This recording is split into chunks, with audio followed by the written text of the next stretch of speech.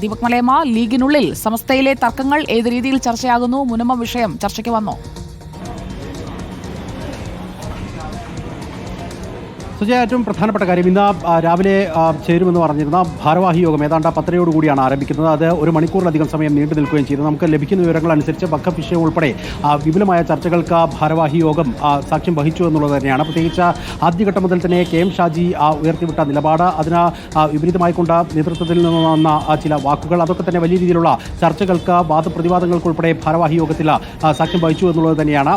അത് കഴിഞ്ഞതിന് ശേഷം പിന്നീട് വഖഫ് വിഷയവും അതിന് പിന്നാലെ തന്നെ സമസ്ത വിഷയത്തിലെ കാര്യങ്ങളുമൊക്കെ തന്നെ ചർച്ചയിലേക്ക് പോവുകയും ചെയ്തു. ഒരു വിഭാഗീയ പ്രശ്നം സമസ്തയ്ക്കകത്ത് വലിയ രീതിയിൽ ഉടലെടുക്കുന്നതും അതുമായി ബന്ധപ്പെട്ടുകൊണ്ട് സ്വീകരിക്കുന്ന നിലപാടുകൾ സംബന്ധിച്ചുമൊക്കെ തന്നെ ചർച്ചകൾ ആ തരത്തിൽ ഉയർന്നു എന്നുള്ളത് തന്നെയാണ്. അതിനുശേഷമാണ് പ്രവർത്തക സമിതി യോഗത്തിലേക്ക് ഇപ്പോൾ കടന്നിരിക്കുന്നത്.